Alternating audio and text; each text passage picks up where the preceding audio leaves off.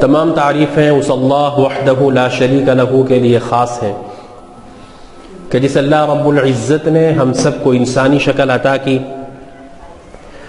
ایمان کے عظیم دولت سے نوازا، امام الانبیاء جناب محمد عربی صلی اللہ علیہ وسلم کی امت میں پیدا فرمایا، اور قرآن کریم جیسی عظیم کتاب کے ذریعے سے اللہ نے ہماری رہبری اور رہنمائی فرمائی۔ تمام تعریفیں اسی اللہ کے لیے خاص ہیں۔ یہ مقدس اور بابرکت مہینہ جسے ہم ربیع الاول کے نام سے جانتے ہیں، اس میں میرے اور آپ کے آقا جناب محمد عربی صلی اللہ علیہ وسلم کی دنیا میں تشریف آوری بھی ہوئی، اور اسی مہینے کے اندر اللہ کے نبی صلی اللہ علیہ وسلم اس دنیا سے تشریف بھی لے گئے۔ نبی کریم صلی اللہ علیہ وسلم کی سیرت کو بیان کرنا یہ تو ایک ایسی چیز ہے، لکھنے والوں نے بہت کچھ لکھا، بولنے والوں نے بہت کچھ بولا، بولتے ہی جا رہے ہیں، لکھنے والے اب تک بھی لکھتے جا رہے ہیں، قیامت تک لکھا جائے گا، لیکن کوئی نہیں کہہ سکتا، نہ کسی کو یہ کہنے کا حق ہے کہ میں اللہ کے نبی صلی اللہ علیہ وسلم کی سیرت کے کسی ایک پہلو کو بیان کر سکا ہوں۔ کوئی یہ نہیں کہہ سکا میں نے اللہ کے نبی علیہ السلام کی سیرت کے ایک حصے کو لکھ چکا ہوں، نہیں کہہ سکتا کوئی۔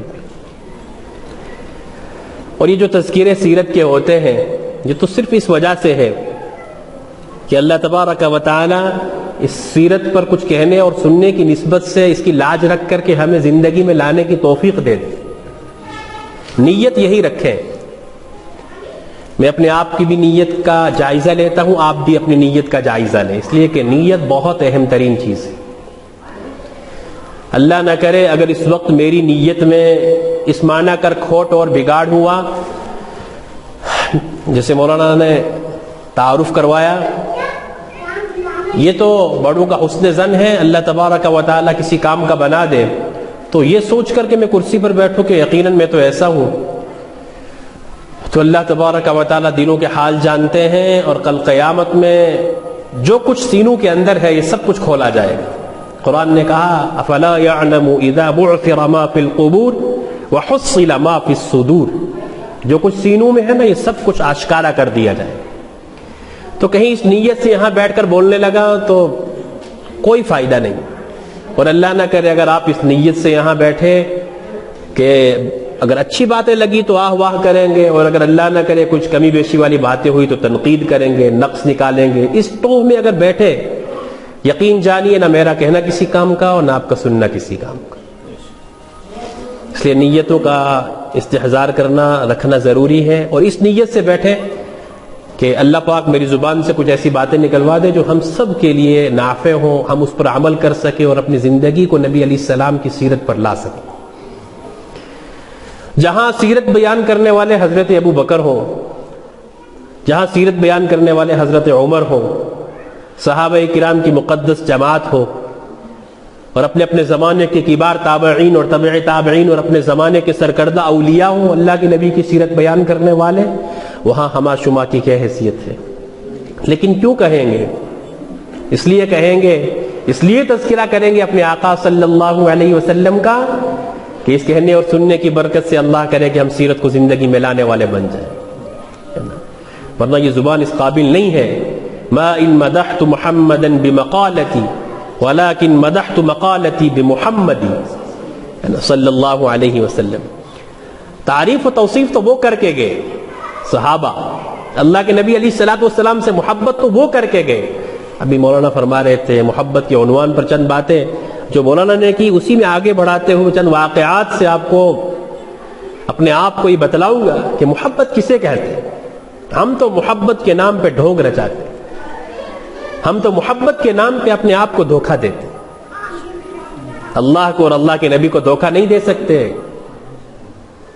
قرآن نے کہا ما یلفظ من قول الا لدیہ رقیب عتید، کہ جو بھی تم لفظ زبان سے نکالتے ہو تو ایک چاقو چوبند لکھنے والا تیار بیٹھا ہے، وہ ہماری ہر بات کو لکھ رہا ہے، ہر بات لکھی جا رہی ہے۔ تو کیا خیال ہے عشق رسول کے دعوے نبی علیہ السلام کی محبت کے دعوے، تو کیا یہ زبان سے نکلی ہوئی باتیں اللہ کے ہاں محفوظ نہیں ہو رہی ہیں؟ اللہ کے یہاں لکھی نہیں جا رہی ہیں؟ یہ سب کچھ لکھا جا رہا ہے۔ تو پتہ تو جب چلے گا کل قیامت میں کہ دنیا میں کہنے والا کون تھا اور کرنے والا کون تھا، تب پتہ چلے گا کہ کون خالی کہہ کر کے آیا اور کون بتا کر کے آیا کہ نبی کا امتی کیسا ہونا چاہیے صلی اللہ علیہ وسلم۔ تو سیرت کے کون سے پہلو سے شروعات کروں میں آپ کے سامنے؟ نبی علیہ الصلوۃ والسلام کی بعثت سے پہلے کے مختصر حالات آپ کے سامنے رکھ کر کے، پھر نبی علیہ الصلوۃ والسلام کی محبت کی چند واقعات آپ کو سنا کر کے، پھر جو اصل مقصد ہے ہماری زندگی میں نبی علیہ السلام کی اتباع ہے، یہ کچھ چند بکھری باتیں آپ کے سامنے کروں گا۔ تو نبی کریم صلی اللہ علیہ وسلم کی بعثت جب ہوئی ہے، 6 عیسوی کا آخر تھا جب اللہ کے نبی علیہ السلام کی بعثت ہوئی ہے۔ اس وقت کے جو حالات مورخین نے لکھے ہیں، اتنے بھیانک مناظر مورخین نے بیان کیے ہیں کہ جس کے سینے میں دل ہو اور ضمیر زندہ ہو، بعض مرتبہ تو واقعات پڑھ کے یقین میں نہیں آتا کہ ایسا بھی ہو سکتا ہے۔ اگر ان واقعات کو اللہ کا قرآن ہمارے سامنے نہ رکھتا تو شاید وہ باتیں ہمیں سمجھ میں بھی نہ آتی، یقین بھی نہ آتا۔ لکھنے والوں نے بہت حالات لکھے کہ نبی علیہ السلام کی بعثت سے پہلے کتنے بدترین دور سے یہ لوگ گزر رہے تھے، لیکن قرآن نے کہا وَاذْكُرُوا نِعْمَةَ اللَّهِ عَلَيْكُمْ إِذْ كُنْتُمْ أَعْدَاءً فَأَلَّفَ بَيْنَ قُلُوبِكُمْ فَأَصْبَحْتُمْ بِنِعْمَتِهِ إِخْوَانًا وَكُنْتُمْ عَلَى شَفَا حُفْرَةٍ مِّنَ النَّارِ فَأَنْقَذَكُمْ مِنْهَا۔ اگر یہ اللہ کا قرآن ہمارے سامنے نہ رکھتا تو شاید اس زمانے میں جتنے مورخین نے جو باتیں لکھی ہے تو شاید وہ باتیں ہم اسے قبول بھی نہ کرتے اگر اللہ کا قرآن ہمارے سامنے یہ نہ بیان کرتا۔ وَاذْكُرُوا نِعْمَةَ اللَّهِ عَلَيْكُمْ، تم اللہ کی اس نعمت کو تو یاد کرو، اِذْ كُنْتُمْ أَعْدَاءً، جب تم آپس میں ایک دوسرے کے دشمن تھے، اور دشمنی بھی کیسی، یہاں تک کہ دشمنی کہ ایک قبیلہ دوسرے قبیلے، ایک برادری دوسرے قبیلے سے، برادری سے اتنی دور، یہاں تک کہ مرنے والا یہ وصیت کر کے جایا کرتا تھا کہ میری فلاں قبیلے سے دشمنی ہے، اس کو باقی رکھنا، اس کو ختم مت کرنا۔ تو قرآن نے کہا اذ کنتم اعداء فألف بین قلوبکم، اس اللہ نے تمہارے دلوں کو جوڑ دیا، فاصبحتم بنعمتہ اخوانا، پھر اس کی نعمت کی وجہ سے تم آپس میں بھائی بھائی بن گئے۔ اور اس سے آگے کا جو منظر قرآن نے بیان کیا وَكُنْتُمْ عَلَى شَفَا حُفْرَةٍ مِّنَ النَّارِ، تم انسانیت کی اتنی بدترین دور سے گزر رہے تھے کہ تم سب کیسا عَلَى شَفَا حُفْرَةٍ مِّنَ النَّارِ، جہنم کے آگ کے کنارے پر پہنچ چکے تھے، جہنم کے گھڑے کے کنارے پہنچ چکے تھے۔ فَأَنْقَذَكُمْ مِنْهَا، تو اللہ فرماتے ہم نے تمہیں اس سے پکڑ کے بچا لیا۔ اسی کو نبی کریم صلی اللہ علیہ وسلم نے اپنی زبان مبارک سے اس طریقے سے بیان فرمایا، مثلی ومثلکم، میری اور تمہاری مثال، کمثل رجل استوقد نارا، کہ میری اور تمہاری مثال تو اس آدمی کی سی ہے جس نے کہیں پر آگ کو روشن کیا، اور جب آگ روشن ہو گئی، آگ روشن ہونے کے بعد بہت ساروں نے اس کا مشاہدہ بھی کیا ہوگا، گرمیوں کے سیزن میں جب کہیں بڑی بڑی لائٹیں جلتی ہیں تو اس لائٹوں کے ارد گرد پتنگے اور پروانے، ایک ہجوم سا وہاں پر ہوتا ہے، اور بہت سارے تو آپ نیچے دیکھیں گے مرے پڑے بھی رہتے ہیں، آپ ان کو بھگانے کی کوشش بھی کریں وہاں سے، لیکن تب بھی وہ پتنگے اور پروانے تو اسی لائٹ کے ارد گرد رہتے، جان دے دیتے ہیں لیکن وہاں سے ہٹتے نہیں۔ تو اللہ کے نبی علیہ السلام نے فرمایا میری مثال تو تمہاری مثال ایسی ہے۔ اللہ کے نبی علیہ الصلوۃ والسلام کے جو الفاظ ہیں وَأَنَا آخِذٌ بِحُجَزِكُمْ عَنِ النَّارِ، میں تمہیں تمہارے کمر بند باندھنے کی جگہ سے پکڑ کے پیچھے کھینچ رہا ہوں، وَأَنْتُمْ تُفَلَّتُونَ بِيَدَيَّ، اور تم میرے ہاتھ سے نکلے جا رہے ہیں۔ اتنے بھیانک مناظر میں، ایسے حالات میں اللہ کے نبی علیہ السلام کی بعثت ہوئی ہے، اور جس کو مولانا نے خطبے میں جو آیت پڑھی تھی لَقَدْ مَنَّ اللَّهُ عَلَى الْمُؤْمِنِينَ إِذْ بَعَثَ فِيهِمْ رَسُولًا، ان حالات کی روشنی میں اس آیت کو سمجھیے کہ کتنا بڑا احسان اللہ نے کیا ہم پر کہ ایک ایسے نبی کو مبعوث کیا۔ اور پھر جب نبی علیہ الصلوۃ والسلام کی بعثت ہو گئی، اللہ کے نبی علیہ الصلوۃ والسلام نے اپنا مشن شروع کر دیا، اور اللہ کے نبی علیہ الصلوۃ والسلام کے مشن شروع کرنے کے بعد جو حالات آئے، اللہ کے نبی علیہ السلام کا چاہے بچپن، چاہے جوانی، چاہے بڑھاپا، اگر اس کو بیان کروں گا تو پھر جو اصل مضمون ہے مجھے آپ کو اور اپنے آپ سے کہنا ہے اتباع سنت کے حوالے سے۔ نبی علیہ السلام کی سیرت کا اہم ترین جو پہلو ہے وہ دو ہے، سارے ہی پہلو اہم ترین ہیں، لیکن من جملہ ان کے سب سے عظیم ترین اگر دو پہلو نکالے جائیں نبی علیہ السلام کی سیرت کے، تو ایک تو ہے وہ محبت رسول اور ایک ہے اطاعت رسول۔ مجھے یہی دو موضوع پر کچھ باتیں آپ کے سامنے کرنی، اس میں کوئی دو رائے نہیں۔ دنیا میں ایک بھی ایمان والا ایسا نہیں ملے گا آپ کو، اور ہونا بھی نہیں چاہیے، جو یوں کہے العیاذ باللہ کہ مجھے اللہ کے نبی سے محبت نہیں ہے۔ کوئی نہیں ملے گا، کوئی نہیں ملے گا۔ جس نے اللہ کے نبی کا کلمہ پڑھا وہ ضرور کہے گا کہ مجھے اللہ کے نبی سے محبت ہے، اور یہ تو ایمان کا تقاضا ہے۔ اگر کسی کی نبی علیہ السلام کی محبت میں کسی کو شک ہے یا وہ محبت اپنے انتہا کو نہیں پہنچی ہوئی ہے، تو قرآن کی اس آیت سے اندازہ لگائیے جو میں نے آپ کے سامنے خطبے میں پڑھی، قُلْ إِنْ كَانَ آبَاؤُكُمْ وَأَبْنَاؤُكُمْ، اے نبی جی صلی اللہ علیہ وسلم ان لوگوں سے کہہ دیجئے، إِنْ كَانَ آبَاؤُكُمْ، اگر ہے تمہارے ماں باپ، تمہارے بیٹے اور تمہارے ماں باپ، وَأَزْوَاجُكُمْ، اور تمہاری بیویاں، وَعَشِيرَتُكُمْ، اور تمہاری کنبے برادریاں، وَأَمْوَالٌ اقْتَرَفْتُمُوهَا، اور وہ مال جسے تم حاصل کرتے ہو، جسے تم کماتے ہو، وَتِجَارَةٌ تَخْشَوْنَ كَسَادَهَا، اور وہ تجارت کا مال جس میں تمہیں ہمیشہ کمی کا ڈر لگا رہتا ہے، وَمَسَاكِنُ تَرْضَوْنَهَا، اور تمہارے وہ بہترین سے کوٹھیاں اور محلات اور تمہارے وہ گھر، أَحَبَّ إِلَيْكُم مِّنَ اللَّهِ وَرَسُولِهِ، یہ ساری چیزیں اگر تمہارے نزدیک اللہ اور اس کے رسول کی محبت سے زیادہ ہیں، تو قرآن نے کہا فَتَرَبَّصُوا حَتَّى يَأْتِيَ اللَّهُ بِأَمْرِهِ، تو سب انتظار کرو یہاں تک کہ اللہ کا حکم آ جائے، یعنی اللہ کا عذاب آ جائے۔ یعنی اگر ایک ایمان والے کے دل میں اللہ کی محبت سے زیادہ اس کی کسی اور چیز کی محبت ہے، ایک ایمان والے کے دل میں اللہ کی محبت سے زیادہ دنیا کی، کاروبار کی، بچوں کی، کسی اور کی محبت ہے، نبی کی محبت سے زیادہ کسی اور کی محبت ہے، تو فتربصوا، انتظار کرو، حتی یاتی اللہ بامرہ، کتنی سخت وعید ہے۔ اور اللہ کے نبی صلی اللہ علیہ وسلم کی محبت کتنی ہونی چاہیے، وہ حدیث جو مشہور و معروف ہے اس کو ذہن میں رکھیے، جس کو مولانا نے خطبے میں پڑھا، لا یؤمن احدکم، تم میں سے اس وقت تک کوئی مومن ہو ہی نہیں سکتا، کامل مومن ہو ہی نہیں سکتا یہاں تک کہ میں اس کے نزدیک، اس کی اولاد سے، اس کے والدین سے، یہاں تک کہ سارے کے سارے لوگوں سے زیادہ محبوب نہ بن جاؤں۔ یہ حدیث تو پہلے بھی آپ نے سن رکھی ہے۔ اس حدیث پر کہنے کے اعتبار سے میں بھی کہتا ہوں کہ اللہ کے کرم سے مجھے اپنے نبی سے محبت ہے، آپ بھی کہتے ہیں، لیکن ذرا آئیے تھوڑا سا موازنہ کرتے ہیں، تھوڑا اپنا محاسبہ بھی کرتے ہیں، پھر اپنا موازنہ بھی کرتے ہیں کہ میری اور آپ کی اللہ کے نبی سے محبت کیسی تھی اور ہے، اور جو حقیقت میں محبت کر کے گئے وہ کیسی محبت کر کے گئے، اور وہ دکھا کر کے دنیا کو گئے، وہ کہہ کے نہ گئے، وہ زبان سے اس طرح کے دعوے نہ کر کے گئے، لیکن وہ عمل سے بتلا کر کے گئے کہ نبی سے محبت ہونی چاہیے تو ایسی ہونی چاہیے۔ حضرت ابو طلحہ انصاری رضی اللہ تعالی عنہ کے بارے میں آتا ہے، ایک غزوے سے اللہ کے نبی صلی اللہ علیہ وسلم واپس تشریف لا رہے تھے۔ حضرت صفیہ رضی اللہ عنہا جو اللہ کے نبی علیہ السلام کے ازواج مطہرات میں سے ایک ہے، یہ بھی ایک ہی سفر میں تھی۔ سفر سے واپس آتے ہوئے اچانک وہ اونٹنی بدکی ہے، اور اللہ کے نبی صلی اللہ علیہ وسلم اور حضرت صفیہ یہ دونوں ایک ہی اونٹ پر سوار تھے۔ اللہ کے نبی علیہ السلام اور حضرت صفیہ دونوں اونٹ سے گر گئے۔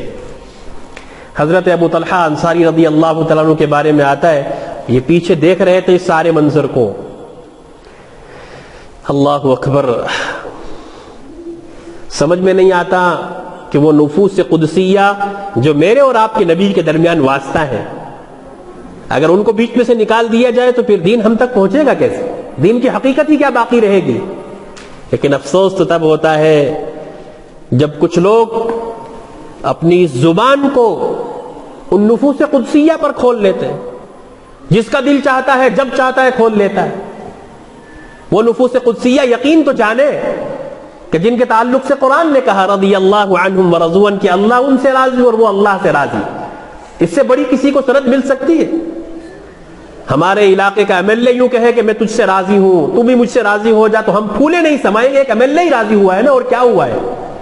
اور اگر اس سے بڑے لیول کا کوئی افسر کہہ دے تو ہم تو زمین پر پاؤں ہی نہ رکھیں، لیکن یہاں قرآن کہہ رہا ہے رضی اللہ عنہم ورضوا عنہ، کہ اللہ ان سے راضی اور وہ اللہ سے راضی. اور 10ویں جگہ پر قرآن نے، اور ایک موقع پہ تو قرآن نے جو امتحان لیا صحابہ کا، اولئک الذین امتحن اللہ قلوبہم للتقوی، یہ وہ نفوس قدسیہ ہیں کہ جن کا اللہ نے جب امتحان لیا تو کس چیز کا امتحان لیا؟ تقوی کا. سب سے مشکل ترین چیز اگر کسی مومن کے لیے ہو سکتی ہے تو وہ تقوی ہے، سب سے مشکل ترین چیز اللہ کا ڈر.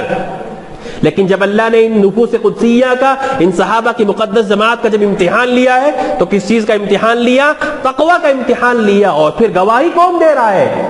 اللہ گواہی دے رہا ہے لہم مغفرۃ واجر عظیم، کہ ان نفوس قدسیہ کے لیے مغفرت بھی ہے، اجر عظیم اور بہت بڑا اجر بھی ہے. یہ ضمناً جملہ معترضہ کے طور پر یہ بات آئی، لیکن چونکہ صحابہ کا تذکرہ چل رہا تھا تو یہ بات جاننا ضروری ہے کہ ایک صحابی کی محبت اپنے دل میں ایسی ہونی چاہیے جیسا اس کا تقاضا ہے. ایک صحابی کے بارے میں بھی اگر اللہ نہ کرے، کسی صحابی کے بارے میں بھی ذرہ بھر بھی اگر دل میں کچھ کھٹک بھی ہوئی، ذرہ بھر بھی کسک ہوئی، تو اپنے ایمان کی خیر منائیے. تو یہ ابو طلحہ انصاری رضی اللہ تعالیٰ عنہ، یہ بھی اونٹ پر سوار تھے. تو روایت میں آتا ہے انہوں نے اضطراراً اپنے آپ کو اونٹ سے گرا دیا نبی علیہ الصلوۃ والسلام کو دیکھنے کے بعد، کہ میرے آقا صلی اللہ علیہ وسلم اونٹ سے گرے. وہ اونٹ بدکا تو گرے، لیکن صحابی رسول سے یہ منظر نہ دیکھا گیا، بتکلف اضطراراً اپنے آپ کو اونٹ سے گرا دیا کہ میرے آقا گرے ہیں تو میں کیسے اونٹ پہ رہ سکتا ہوں صلی اللہ علیہ وسلم. ابھی جب میں آیا تھا تب مولانا اسحاق صاحب تقریر کر رہے تھے کہ غلامی رسول میں موت بھی قبول ہے. یہ نعرے بہت لگتے ہیں نا، ٹھیک ہے، اللہ پاک یہ جذبہ ہم سب کو دے، جذبہ صادق پیدا کر دے تو کوئی بعید بات نہیں ہے. لیکن اللہ نہ کرے اگر یہ دعویٰ اس حد تک رہا کہ غلامی رسول میں موت بھی قبول ہے اور غلامی رسول میں اتباع رسول قبول نہیں ہے، تو پھر بہت بڑا تضاد ہے، بہت بڑا تضاد ہے. یاد رکھیے سب کچھ اللہ کے سامنے ثابت ہونا ہے. اللہ سب کچھ جانتا ہے جو کچھ دلوں میں ہے. اس لیے محبت تو وہ مقبول ہوگی جس محبت کے ساتھ اطاعت ہے. ہاں، ہمیں اس سے انکار بالکل بھی نہیں ہے، ہمارے ایمان کا حصہ ہے اللہ کے نبی سے محبت کرنا. اپنی جان مال سے زیادہ، دنیا کی ہر چیز سے زیادہ اللہ کے نبی سے محبت ہونی چاہیے. لیکن اللہ کے یہاں وہ محبت مقبول ہوگی جس محبت کے ساتھ اطاعت ہے. ہاں، حضرت عمر فاروق رضی اللہ تعالیٰ عنہ مشہور صحابی ہیں، خلیفہ ثانی ہیں. ایک عجیب شان رکھتے تھے حضرت عمر. نبی کی بارگاہ میں ان کا ایک اپنا ہی مقام تھا. وہ تھوڑا سا باقیہ صحابہ کے مقابلے میں کچھ اپنی خاص پہچان رکھتے تھے. اسی لیے حضرت عمر کو عمر کہتے ہیں. اسی لیے تو مغربی مصنفین نے لکھا ہے، یہود و نصارہ نے یہ بات لکھی ہے کہ اگر دنیا میں ایک عمر اور پیدا ہو جاتا تو دنیا سے کفر کا خاتمہ ہو جاتا. کہ نبی علیہ السلام نے فرمایا میرے بعد کوئی نبی ہوتے تو عمر ہوتے. جس راستے سے عمر گزرتے اس راستے سے شیطان نہیں گزرتا. تو خلیفہ ثانی حضرت عمر فاروق رضی اللہ تعالیٰ عنہ سے اللہ کے نبی علیہ الصلوۃ والسلام نے پوچھا اے عمر، ہاں کتنی محبت کرتے ہو مجھ سے؟ کہا کہ اللہ کے نبی صلی اللہ علیہ وسلم کہ میری جان کے علاوہ مجھے آپ ہر چیز سے زیادہ محبوب ہیں. یعنی اپنی جان پیاری ہے، اس کے علاوہ ہر چیز سے زیادہ آپ سے محبت ہے. صحابہ نا اللہ کے نبی علیہ الصلوۃ والسلام کی اشارات اور کنایات کو بھی سمجھتے تھے. صحابہ اللہ کے نبی علیہ السلام کے چہرے کے اثرات کو سمجھ لیتے تھے کہ آقا اس چیز کو پسند کر رہے ہیں یا اس چیز کو ناپسند کر رہے ہیں. اس کی دلیل یہ ہے، ایک مرتبہ نبی علیہ الصلوۃ والسلام مسجد نبوی سے ہو کر کے گزر رہے تھے تو ایک انصاری کا مکان دیکھا جو کچھ ڈیزائن کے اعتبار سے جو خوشنما بنایا جا رہا تھا، اس کے اوپر بہت سارا کام کیا جا رہا تھا. نبی علیہ السلام نے ساتھ صحابی سے پوچھا کہ یہ کس کا مکان ہے؟ تو بتلایا گیا کہ یہ فلاں صحابی کا مکان ہے. بس اتنی بات ہوئی ہے، بات آئی گئی ہو گئی. اس صحابی کو بتایا گیا کہ اللہ کے نبی علیہ السلام یہاں سے گزرے تمہارے مکان کے پاس سے. نبی علیہ السلام نے پوچھا تھا کہ یہ کس کا مکان ہے، اور صحابی رسول نے اشارہ سمجھ لیا کہ میرے اس مکان میں جو کچھ ہو رہا ہے میرے نبی کو یہ پسند نہیں آیا. روایت میں آتا ہے کہ صحابی رسول نے جو کچھ بنایا تھا اس کو بالکل ملیا میٹ کر دیا کہ میرے نبی کو یہ پسند نہیں آیا. اشارہ تک سمجھ گئے. تو فدایان رسول تو ایسے ہوتے ہیں جو اشاروں اور کنایوں کو بھی سمجھے. ہمارے سامنے تو اللہ کا قرآن ہے، نبی کا فرمان ہے. دن میں 10 مرتبہ آقا کے فرمان کو سننے کے بعد بھی ٹس سے مس نہیں ہوتی، لیکن نعرہ یہ ضرور لگے گا کہ غلامی رسول میں موت بھی قبول ہے.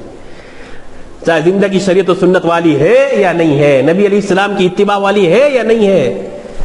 اس دھوکے میں نہ رہیں. اس دھوکے سے ماشاءاللہ سب سنجیدہ لوگ ہیں. ہاں اس چیز کو سمجھنے کی ضرورت ہے. تو حضرت عمر سمجھ گئے کہ میرے اس جملے کو اللہ کے نبی علیہ الصلوۃ والسلام پسند نہیں فرما رہے.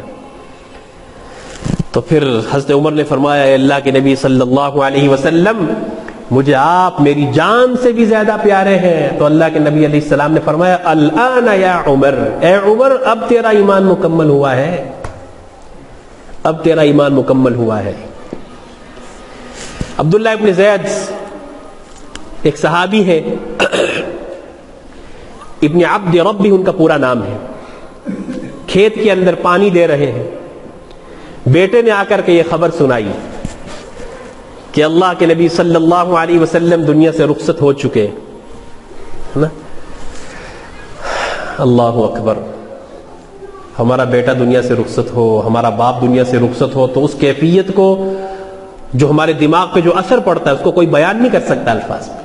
تو جو صحابہ کو دنیا کی ہر چیز سے زیادہ اللہ کے نبی سے محبت تھی اور اس سے کسی کو بھی انکار نہیں. تو سوچیے جب صحابہ کو یہ بات پہنچی کہ اللہ کے نبی علیہ السلام دنیا سے رخصت ہوئے تو اس صحابی کے بارے میں آتا ہے اپنے کھیت میں پانی لگا رہے تھے، بیٹے نے آ کر کے خبر دی کہ اللہ کے نبی علیہ السلام دنیا سے رخصت ہوئے ہیں. تو فوراً دعا کی اے اللہ جن آنکھوں سے میں اپنے آقا کو دیکھا کرتا تھا، مجھے دنیا میں سب سے زیادہ محبوب میرے آقا تھے صلی اللہ علیہ وسلم، میں جن آقا کو اپنے آنکھوں سے دیکھا کرتا تھا وہ دنیا میں نہیں رہے تو مجھے ان آنکھوں کی بینائی کی ضرورت نہیں ہے. اللہ میں اب کسی اور کو دیکھنا ہی نہیں چاہتا، میری بینائی واپس لے لیں صلی اللہ علیہ وسلم. ہاں محبت کا معیار تو یہ تھا، لیکن وہ صرف اس حد تک نہیں تھا. اس حد تک نہیں تھا کہ وہ صحابہ صرف یہ کہہ لیتے تھے یا جذبات میں آ کر کے اس طرح کی بات کر دیا کرتے تھے بس. نہیں ایسا نہیں تھا. صحابہ عمل کے میدان میں بھی بتلا کر کے کہ اگر نبی سے محبت ہے تو اس کا اثر ظاہر ہونا چاہیے اتباع رسول کی شکل میں.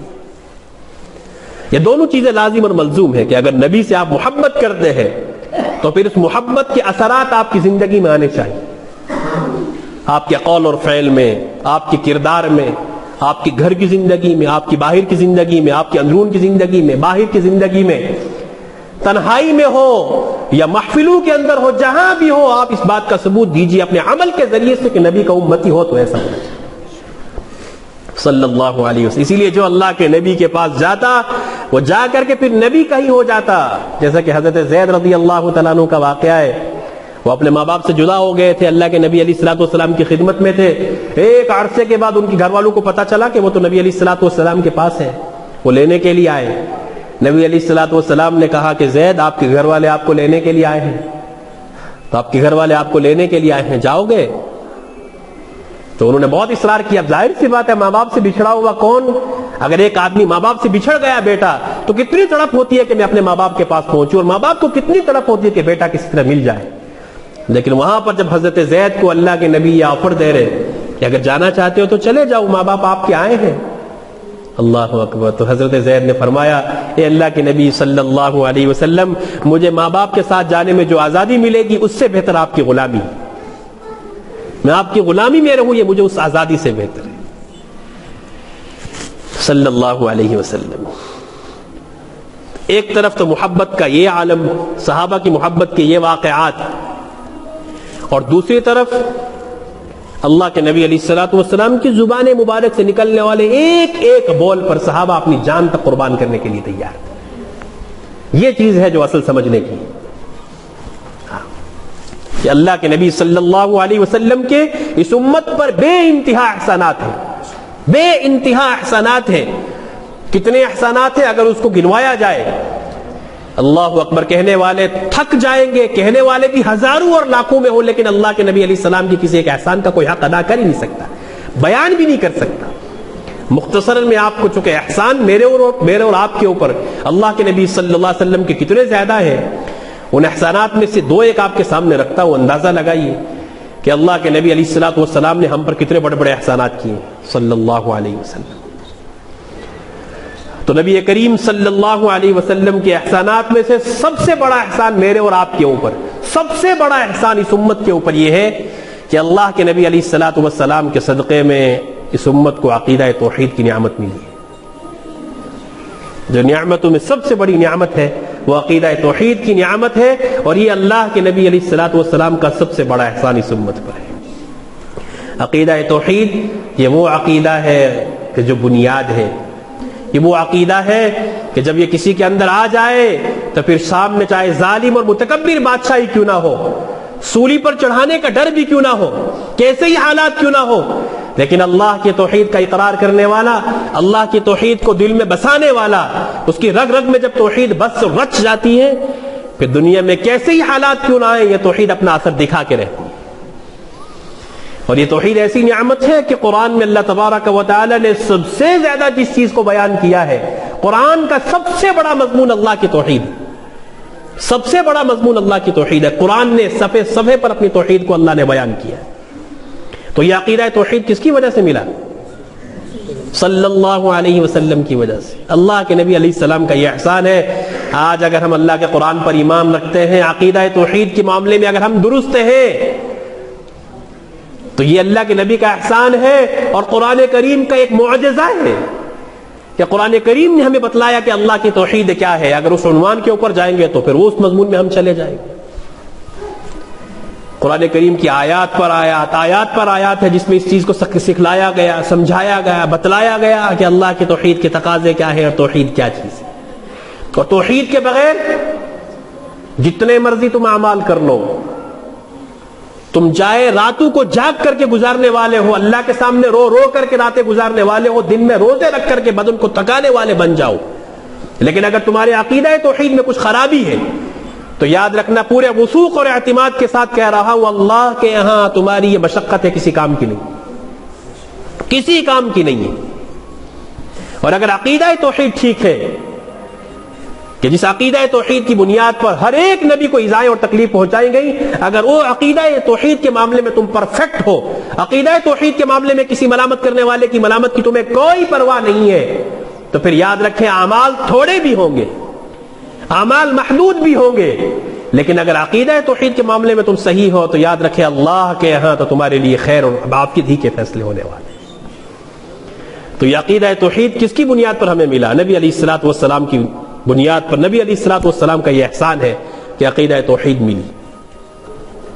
اللہ کے نبی علیہ الصلوۃ والسلام کا ایک دوسرا بہت بڑا احسان یہ ہے کہ اللہ کے نبی صلی اللہ علیہ وسلم کے بدولت, اللہ کے نبی علیہ الصلوۃ والسلام کے صدقے میں وحدت انسانی کا تصور اس امت کو دیا گیا. وحدت انسانی کہ نبی علیہ الصلوۃ والسلام کی بعثت کے وقت عرب میں جہاں بہت سارے مسائل تھے, من جملہ ان مسائل کے ایک مسئلہ یہ بہت بڑا مسئلہ تھا کہ عرب قبائل کے اندر بٹے ہوئے تھے, اور عرب اپنے علاوہ بھی ساری دنیا کے لوگوں کو عجم کہتے تھے. روایات میں یہاں تک آتا ہے کہ عرب کے لوگ اگر کوئی عربی میں بولتا تو یوں کہتے تھے کہ یہ بول رہا ہے, اور اگر عربی کے علاوہ کسی اور زبان میں بات کرتا تو وہ کہتے یہ بولتا نہیں, تو بڑبڑا رہا ہے. یعنی اتنی ان کے اندر تکبر تھا اپنی زبان کو لے کر کے, اپنی قومیت کو لے کر کے, اپنی برادری کو لے کر کے, کہ وہ دوسری زبان کو سننا تک بھی گوارا نہیں کرتے تھے. یوں کہتے تھے کہ ہم عرب ہیں لہذا ہم افضل ہیں, باقی ساری دنیا جائے چولے باڑ میں, ہمیں کسی سے کوئی لینا دینا نہیں.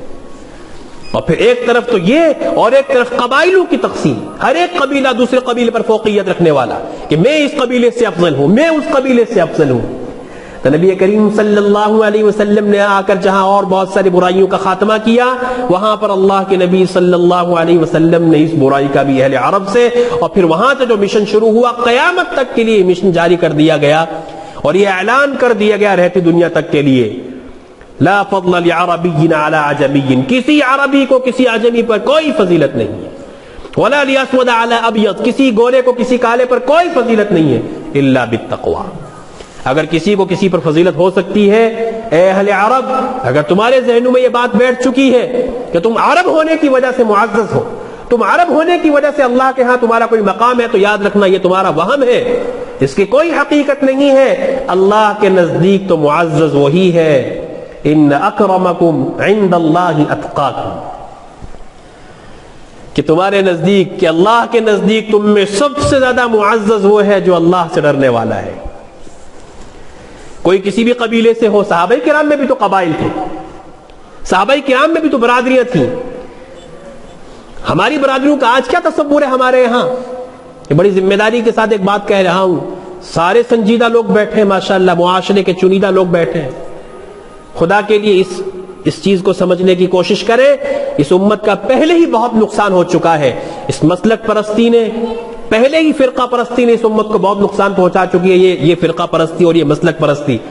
لیکن اس کے ساتھ ساتھ اب اس امت کو غیر محسوس طریقے پر برادری اور قومیت کے اندر تقسیم کر کے اس کی بچی کچی ساکھ کو، اس کی بچی کچی پہچان کو بھی پاؤں تلے روننے کی پوری کوششیں کی جا رہی ہیں، اور ہم غیر محسوس طریقے سے اس میں استعمال ہو رہے ہیں۔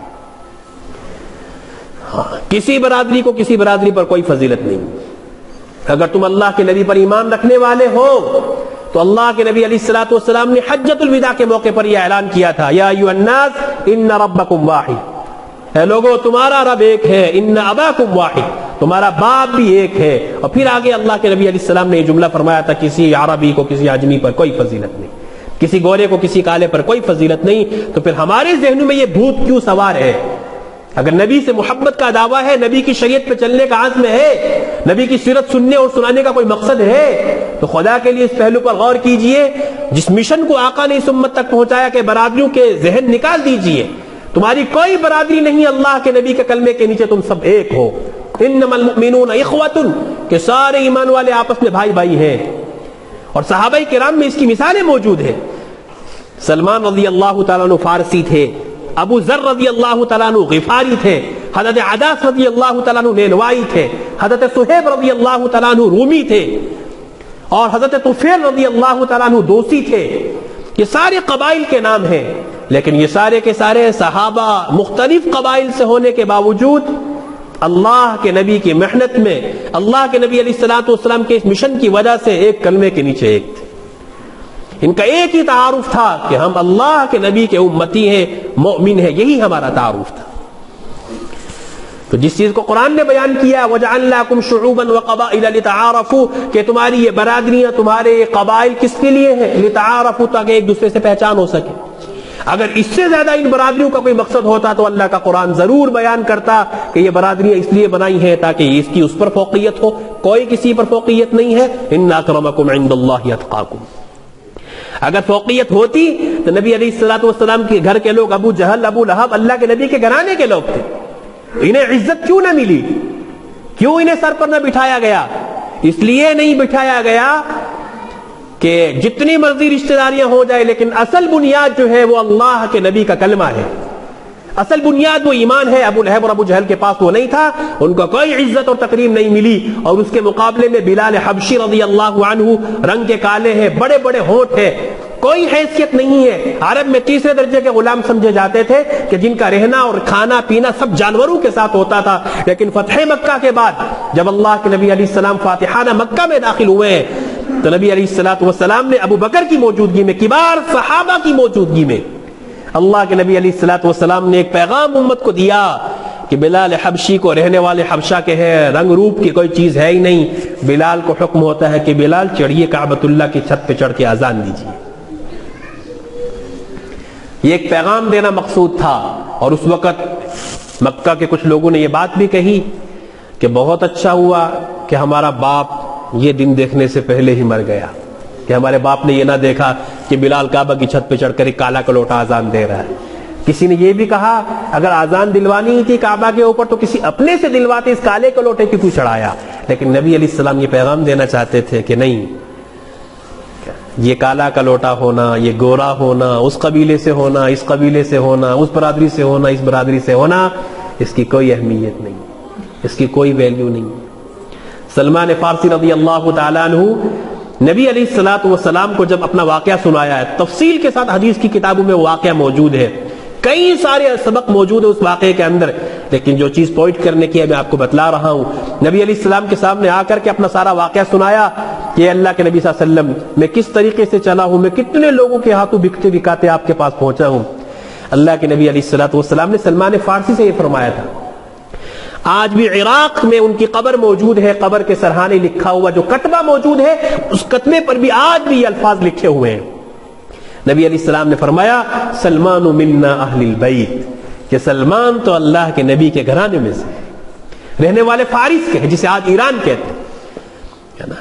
لیکن جب نبی علیہ السلام کی محبت میں، جب نبی علیہ السلام کی چاہت میں ایک تڑپ لے کر کے اتنا لمبا سفر کر کے بکتے بکاتے وہاں پہنچے ہیں، تو نبی علیہ السلام نے یہ نہیں سوچا یہ تو عرب میں سے بھی نہیں ہے، یہ تو میرے گھرانے میں سے کہاں سے ہو سکتا ہے. لیکن نہیں، اس ایمان کی بنیاد پہ اللہ کے نبی نے فرمایا سلمان منا اہل البیت، کہ سلمان تو اللہ کے نبی کے گھرانے میں سے ہے. اگر وہ یہی بات ہوتی تو پھر سلمان کو یہ اعزاز کیوں ملا؟ اس لیے بڑی ذمہ داری کے ساتھ، چونکہ نبی علیہ السلام کا یہ احسان ہے اس امت پر کہ اللہ کے نبی نے اس امت کے دماغوں سے یہ بات نکالنے کی کوشش کی ہے کہ تمہاری ایک ہی پہچان ہے، تمہارا ایک ہی تعارف ہے کہ تم ایمان والے ہو.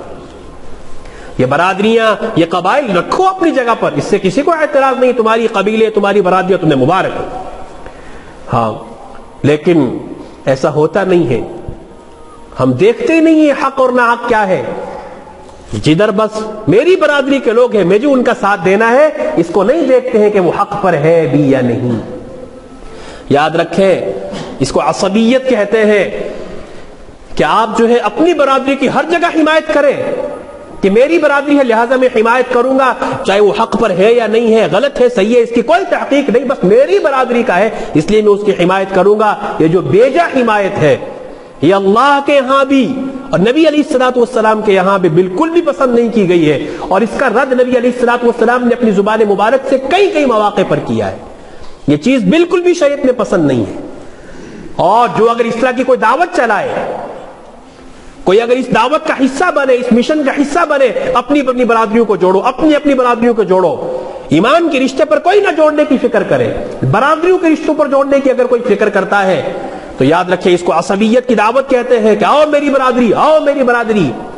ایک مرتبہ غزوہ بنو المصطلق کے موقع پر اچانک ذہن میں واقع آیا، جو لوگ اپنی برادریوں کی رٹ لگاتے ہیں، خدا کے لیے سنیں، اگر آپ نبی کے امتی ہیں، نبی سے محبت کا دعویٰ کرتے ہیں تو اس نبی کے مشن کو سمجھیے، اس نبی کے الفاظ کو دیکھیے کہ اللہ کے نبی کیا فرما رہے ہیں. غزوہ بنی المصطلق کے موقع پر دو صحابہ میں آپس میں کچھ کسی بات پر بحث ہو گئی. ایک صحابی انصاری تھے، ایک مہاجری تھے. مہاجر وہ صحابہ کہلاتے ہیں جنہوں نے اللہ کے نبی علیہ السلام کے حکم پر مکہ سے مدینہ ہجرت کی اپنے دین، ایمان اور جان اور مال کو بچانے کے لیے، وہ مہاجر کہلاتے ہیں. اور جو مدینہ میں موجود تھے انہیں انصار کہا جاتا. تو کسی موقع پر آخر وہ بھی انسان تھے، دو صحابہ میں آپس میں کچھ بحث ہو گئی. بات یہاں تک پہنچ گئی، بات بڑھتے بڑھتے یہاں تک پہنچی کہ مہاجری نے یہ آواز لگائی یا للمہاجر، انصاری نے آواز لگائی یا للانصار. ان دونوں نے اپنے اپنے قبیلوں کی آواز لگائی کہ آؤ مہاجر لوگوں میری مدد کرو، آؤ انصاریوں میری مدد کرو. نبی علیہ السلام تک یہ بات پہنچی ہے.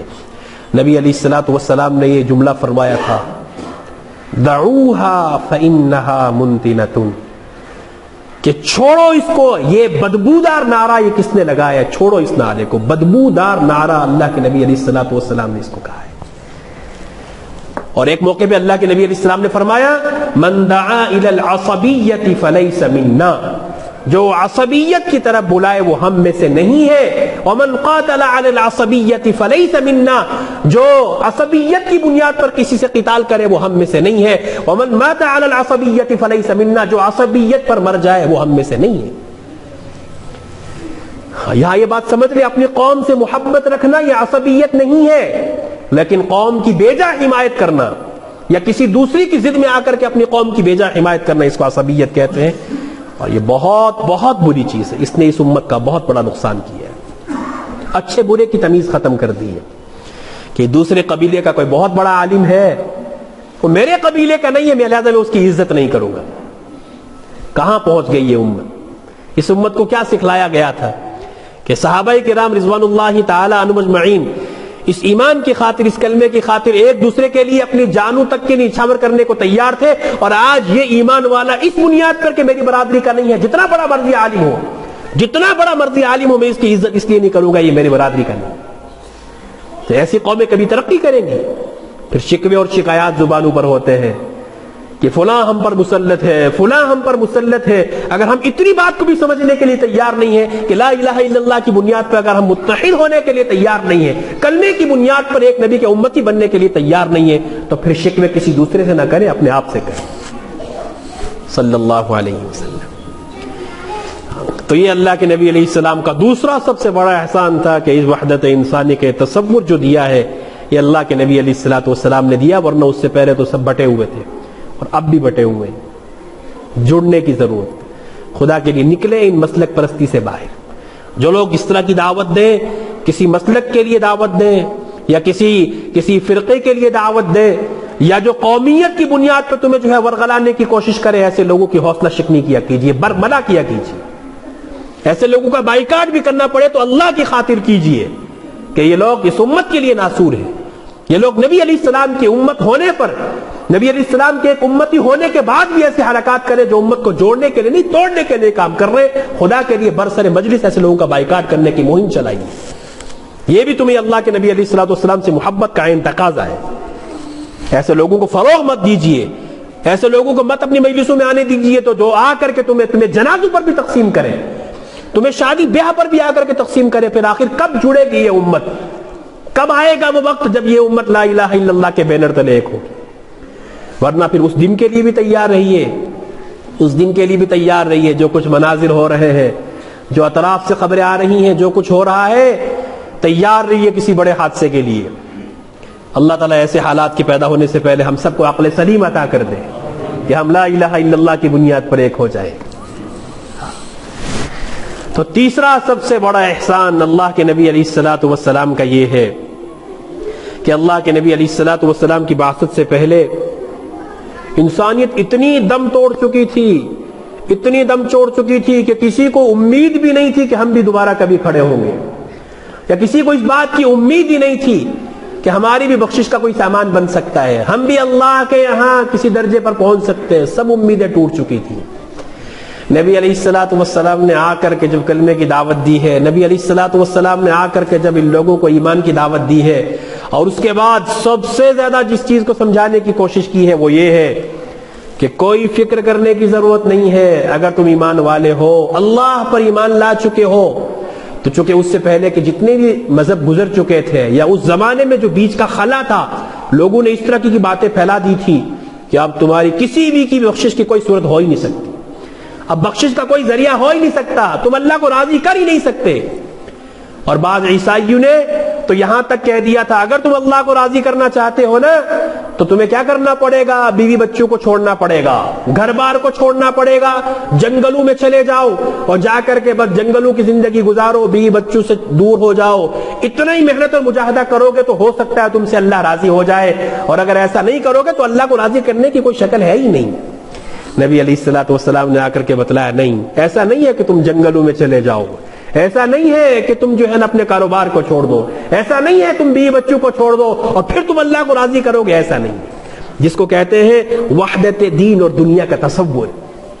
ہاں، یہ بھی اللہ کے نبی نے اس امت کو دیا ہے، دین اور دنیا کی وحدت کا تصور کہ دین دنیا کے ساتھ باقی رہ سکتا ہے، دنیا اور دین دونوں چیزیں آپس میں جمع ہو سکتی ہیں، اس لیے کہ اللہ نے اس انسان کو پیدا کیا، اس کی ضروریات ہیں، اس کے بیوی بچے ہیں، تو ظاہر سی بات ہے اگر اللہ کو راضی کرنے کے لیے بیوی بچوں کو چھوڑنا پڑے، اگر اللہ کو راضی کرنے کے لیے کاروبار کو، جو بھی انسان کا جو مشن ہے اس کو چھوڑنا پڑے، تو کتنی مشقت ہو جاتی دنیا میں رہنا انسان کے لیے کہ بھئی اللہ کو راضی کر ہی نہیں سکتے جب تک آپ بیوی بچوں کو نہیں چھوڑیں گے۔ تو نبی علیہ السلام نے پیغام دیا کوئی ضرورت نہیں بیوی بچوں کو چھوڑنے کی، تم بیوی بچوں کے ساتھ رہ کر کے بھی اللہ کو راضی کر سکتے ہو، تم بیوی بچوں کے ساتھ رہ کر کے بھی اور دنیا کے کام چلا کر کے بھی، اپنی تجارت کر کے بھی، سارا کچھ کر کے بھی اللہ کو راضی کر سکتے ہو۔ اس لیے فرمایا گیا کوئی بھی جائز کام اگر اس میں نیت درست ہے، اللہ کی رضا کی نیت ہے، تو آپ کو اس کے کرنے میں کوئی قباحت نہیں ہے۔ اسی طرز پر یہ بات سمجھنے کی ضرورت ہے کہ اگر ہمارے ذہنوں میں یہ بات بٹھا دی جاتی کہ اب تمہارے لیے معافی کی کوئی صورت نہیں ہے تو دنیا میں کیسے رہا جاتا؟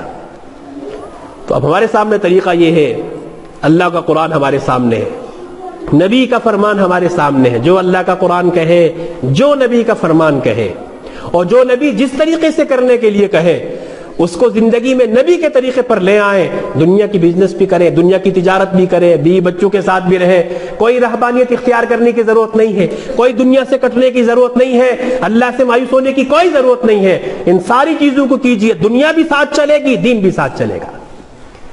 کوئی یہ نہیں کہتا کہ دین کے لیے آپ دنیا کو چھوڑ دیجئے، نہ یہ نبی کی تعلیم تھی، نہ کسی بعد والے کی تعلیم ہے۔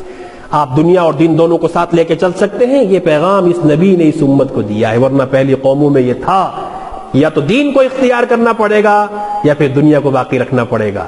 دنیا کو رکھو گے تو دین جائے گا، دین کو رکھو گے تو دنیا جائے گی، لیکن نبی علیہ الصلوۃ والسلام نے اس امت پر یہ احسان کیا کہ آپ دونوں چیزوں کو ایک ساتھ لے کے چل سکتے ہیں، کہ آپ وقت میں بادشاہ ہیں، آپ ایک بہت بڑی کرسی پر بیٹھے ہیں، آپ کی یہ کرسی آپ کو مبارک ہے، لیکن اگر آپ اس کرسی پر رہتے ہوئے اللہ کے دین کو لے کر کے چلیں گے تو نہ یہ کرسی آپ کے دین کا کچھ نقصان کرے گی، نہ دین آپ کی کرسی کا کچھ بگاڑے گا، ہے نا؟ اور اگر آپ ایک تجارت کرنے والے لوگوں میں سے ہیں، آپ جتنی مرضی تجارت کھول لیجیے، اگر وہ نبی کے اصول اور طریقے پر ہے، شریعت و سنت پر ہے، تو یہ تجارت آپ کے دین کو کوئی نقصان نہیں پہنچائے گی اور یہ دین آپ کی تجارت کے لیے کبھی بھی رکاوٹ نہیں بنے گا۔ یہ جو پیغام دیا ہے نا اس امت کو، یہ اللہ کے نبی کی محنت کا صدقہ ہے صلی اللہ علیہ وسلم۔ تو خیر، بہرحال یہ چند بکھری بکھری باتیں آپ کے سامنے رکھی ہیں۔ ہمارے لیے نبی علیہ الصلوۃ والسلام کی محبت بھی ضروری ہے، جو بنیاد ہے۔ اگر محبت نہیں ہے، ہم تو یہ کہتے ہیں بھائی جس کے دل میں نبی کی محبت نہیں، وہ دل تو دل ہی نہیں ہے، وہ دل ہے ہی نہیں جس میں نبی کی محبت نہ ہو۔ لیکن یہ بات اس سے زیادہ اہمیت کی حامل ہے کہ اگر میرے اور آپ کے دل میں اللہ کے نبی کی محبت ہے تو پھر اس محبت کے اثرات زندگی میں آنے چاہیے۔ یہ خلاصہ ہے۔ ہم گھر میں رہیں تو نبی کی محبت ہمارے گھر میں ہمارے بیوی بچوں کے سامنے ظاہر ہونی چاہیے۔ ہم غیروں کے سامنے جائیں تو نبی کی محبت اطاعت کی شکل میں غیروں کے سامنے جانی چاہیے کہ نبی کا امتی ایسا ہونا چاہیے۔ ایسا ہوتا ہے نبی کا امتی جس نبی کا کلمہ یہ پڑھتے ہیں نا۔ اسی لیے صحابہ کرام کے بارے میں آتا ہے، حیات الصحابہ میں حضرت مولانا یوسف صاحب کاندھلوی رحمۃ اللہ علیہ نے مستقل ایک باب اس پر باندھا ہے کہ بعض مرتبہ صحابہ اللہ کے نبی علیہ الصلوۃ والسلام کی محنت کی وجہ سے صحابہ کرام جب دوسروں کو دعوت دیتے تھے تو بعض مرتبہ اس طرح کے الفاظ نقل کیے گئے ہیں، کونوا مثلنا، ہماری طرح ہو جاؤ۔ صحابہ کہتے تھے غیروں سے ہماری طرح ہو جاؤ۔ آج میں اپنے بیٹے سے یہ نہیں کہہ سکتا کہ بیٹا تو میری طرح ہو جائے۔ کس منہ سے کہوں گا؟ نہ میرا اللہ کے نبی جیسا حلیہ ہے، نہ میرا اللہ کے نبی علیہ السلام جیسا کردار ہے، نہ ظاہر کی زندگی نہ باطن کی زندگی، کیسے کہوں گا؟ صحابہ غیروں سے کہتے۔ آج اللہ معاف کرے، اللہ ہم سب کو اپنے کرم سے اپنے نبی کا وفادار امتی بنا دے۔ برملا غیروں کو کہتے ہوئے سنا گیا ہے کہ اگر مسلمان ایسے ہوتے ہیں تو ہم کافر ہی بیتے۔ یہ ہمارے کردار کا نتیجہ ہے، ہمارے کردار کا یہ نتیجہ ہے نا۔ ہمارے غیروں کے ساتھ طور و طریق، رویے، کسی بھی ایک عمل سے ہم ثابت ہی نہیں کر سکتے کہ نبی کا امتی ایسا ہونا چاہیے۔ اللہ معاف کرے، میرا خود کا ایک تجربہ، ایک واقعہ میں نے خود ان آنکھوں سے دیکھا، ان کانوں سے سنا۔ ایک موقع پر میں کہیں سے کچھ سامان لے رہا تھا تو مجھے یاد پڑتا شاید وہ یہ دیسی کھیرے پچھلے سال کی بات ہے، اسی سیزن کی بات ہے۔ تو گاؤں سے وہ ایک ریڑھی والے کے پاس میں پہلے سے کھڑا تھا، وہ ریڑھی والے کے پاس کھیرا لے کر ایک آدمی آیا، شاید 20-25 کلو کھیرے تھے میرے سامنے۔ میں نے سن رہا ہوں ان کی بات کو، تو وہ جتنے میں اس نے کلو کے حساب سے اس کو بیچے تو وہ تو چلو اس نے زیادہ مقدار میں لیے، اس کا حق ہے اس پر نفع کمانا۔ میں جو بات نقل کر رہا ہوں، میں نے سن لیا تھا تو میں نے اس کو یہ نہیں ظاہر ہونے دیا کہ میں نے آپ کی بات سن کر کے یہ بات کہہ رہا ہوں آپ سے، لیکن مجھے تعجب اس پر ہوا تو میں نے اس سے کہا کہ مناسب ریٹ لگائیے۔ اس نے کہا جس ریٹ پر اس نے لیے تھے اس نے فٹ سے قسم کھا دی اور پورے وثوق کے ساتھ اللہ کی قسم میں نے اتنے میں لیا، حالانکہ اس سے آدھے ریٹ میں اس نے لیا تھا۔ اور اس نے اتنی برملا زور سے اللہ کی قسم کھائی، میں اپنی جگہ ہل گیا۔ میں نے کہا یہ چند سیکنڈ کی بات ہے، اتنے سے پیسوں سے کیا بھلا ہونے والا، اس نے اللہ کے نام کو بیچ دیا، ہے نا۔ ہم سوچیں اگر اللہ کی قسم کھا کے کہتا ہوں سر سے لے کر کے پاؤں کی زندگی، سر سے لے کر کے پاؤں تک جو ہمارا جسم ہے، نہ اس میں اللہ کے نبی کی کوئی شکل و صورت موجود ہے، نہ ہمارے عمل اور کردار میں، تو پھر کیسے کل قیامت میں اللہ کے نبی کے سامنے کھڑے ہوں گے؟ کھڑے ہونا ہے کہ نہیں ہونا اللہ کے نبی کے سامنے؟ اولین اور آخرین موجود ہوں گے کہ نہیں ہوں گے؟ جب ایک طبقہ وہاں کھڑا ہوگا نبی علیہ الصلوۃ والسلام کے سامنے، ہاں یہ میرے وہ امتی جنہوں نے دنیا میں میری مان کر کے زندگی گزاری، یہ وہ لوگ ہیں جو میری محبت میں انتہا درجہ محبت کرنے والے تھے، لیکن محبت اطاعت کے ذریعے کو ظاہر کرنے والے تھے۔ لیکن اگر ہمارا بھی وہاں کھڑا ہونا ہو گیا کہ تم تو اپنے جسم پر بھی نبی کی اطاعت نہ کر سکے تو باقی زندگی میں کہاں نبی کی اطاعت کرتے؟ اس لیے میرے ایمان والے بھائیوں، خالی دعوے کی حد تک یہ باتیں نہ رہیں، دعوے بہت ہو چکے، اب کچھ کرنے کا وقت ہے۔ اگر یہ امت اللہ کے نبی کی سیرت پر آ جائے، اللہ کے نبی علیہ السلام کے طریقے پر آ جائے، تو پھر اس امت کو آج بھی وہ دور مل سکتا ہے جو دور کسی زمانے میں ان صحابہ کرام کا تھا۔ وہ دور آج بھی واپس آ سکتا ہے، وہ دور یا اس دور کی شکلیں آج بھی پیدا ہو سکتی ہیں کہ جس دور میں سارے عالم کے اندر ایک ہی چیز کے نعرے لگتے تھے، اللہ اور اللہ کے نبی کی امت کے نعرے لگتے تھے، انہی کے شان و شوکت تھی، انہی کے ڈنکے بجتے تھے، ہے نا۔ حضرت حذیفہ رضی اللہ تعالیٰ عنہ کا واقعہ سنا کر کے آپ کے سامنے بات ختم کرتا ہوں کہ حضرت حذیفہ رضی اللہ تعالیٰ عنہ وہ صحابی ہیں جنہیں نبی علیہ الصلوۃ والسلام کا رازدار کہا جاتا ہے۔ یہ مشہور واقعہ آپ نے سن رکھا ہے۔ اخیر میں بات کہہ کر کہ یہ سنانے پر مجبور کر رہا ہوں آپ کو، یہ بتلانے پر مجبور کر رہا ہوں آپ کو کہ اللہ کے نبی علیہ السلام کے صحابہ کیسے تھے اور ہم کیسے، کتنا تفاوت ہے ہمارے اور صحابہ کے درمیان۔ تو صحابی رسول حضرت حذیفہ رضی اللہ تعالیٰ عنہ کسریٰ کے دربار میں ہیں، ہاں کھانا کھاتے کھاتے لقمہ نیچے گرا ہے، دسترخوان بچھا کے کھانا سنت ہے، ہم تو دسترخوان بھی نہیں بچھاتے ہیں بسا اوقات الا ماشاء اللہ، لیکن نبی کی سنت ہے نیچے سے اٹھا کے کھا لینا چاہیے۔ تو صحابی رسول نے کسریٰ کے دربار، کسریٰ یعنی اس زمانے کی سپر پاور طاقت، جیسے آج ہمارے دماغوں میں بٹھایا گیا نا کہ یہ ملک سپر پاور، وہ ملک سپر پاور، تو اس زمانے میں کسریٰ سپر پاور طاقت تھی، کیونکہ جب دل میں اللہ کے نبی کی محبت تھی، کلمے کی محبت تھی، تو ایمان والوں کو، صحابہ کو دنیا کی ہر چیز ہیچ نظر آتی تھی۔ یہ سب کچھ بڑے ہوں گے، اپنی جگہ ہوں گے، لیکن ہمارے دل میں اگر کسی کی عظمت ہے تو اللہ کی اور اللہ کے نبی کی عظمت۔ تو صحابی رسول نے کہا، ساتھ بیٹھنے والے نے کوہنی ماری، یہ کیا کر رہے ہو آپ، نیچے سے اٹھا کر کے کھا رہے ہیں؟ یہ لوگ اس کو معیوب سمجھتے ہیں نیچے سے اٹھا کر کے کھانے کو۔ تو حضرت حذیفہ رضی اللہ تعالیٰ عنہ نے کیا فرمایا تھا، اترک سنت نبی لہؤلاء الحمقاء، کہ کیا میں ان بے وقوفوں کی وجہ سے اپنے نبی کے طریقے کو چھوڑ دوں؟ یہ صحابی رسول کا جواب تھا۔ اور آج ہم کیا کرتے ہیں، ہماری شادیوں میں اللہ کے نبی کے طریقوں کو روندا جاتا ہے، ہمارے غمی کے موقع پہ اللہ کے نبی کو طریقے کو روندا جاتا ہے، ہمارے گھروں میں اللہ کے نبی کے طریقے روندے جاتے ہیں اور ڈٹائی کے ساتھ روندے جاتے ہیں، کھلم کھلا روندے جاتے ہیں، صبح سے شام تک نبی کے طریقے روندے جاتے ہیں، لیکن نعرہ ضرور لگے گا کہ ہمیں اللہ کے نبی سے۔ یاد رکھیے، اگر دعویٰ کوئی بھی بغیر دلیل کے ہوگا، اللہ کے ہاں اس دعوے کی کوئی وقت نہیں۔ آپ دنیا کی کسی کورٹ میں چلے جائیں، کوئی دعویٰ کر دے جا کر کے، تو سب سے پہلے آپ سے کیا مانگی جائے گی؟ اس پر دلیل مانگی جائے گی۔ آپ یہ دعویٰ کر رہے ہیں، دلیل دیجیے۔ اگر ہم یہ دعویٰ کریں کہ اللہ کے نبی سے محبت ہے، تو پھر اس دعوے پر دلیل بھی ہونی چاہیے، جیسے صحابہ کرام کے پاس تھی۔ تو کوشش کریں گے انشاءاللہ سیرت کو اپنانے کی، نبی علیہ الصلوۃ والسلام کی سیرت کو سیکھنے کی۔ اللہ تبارک و تعالی ہم سب کو نبی علیہ الصلوۃ والسلام کی پاکباز اور سنتوں پر چلنے کی طریقہ توفیق عطا فرمائے، اور اس امت کے حال پر اللہ تبارک و تعالی رحم فرمائے۔ یہ امت پہلے ہی بہت ساری تقسیم ہو چکی ہے، اس امت کی اللہ پاک اس امت کو مزید کسی تقسیم سے بچائے۔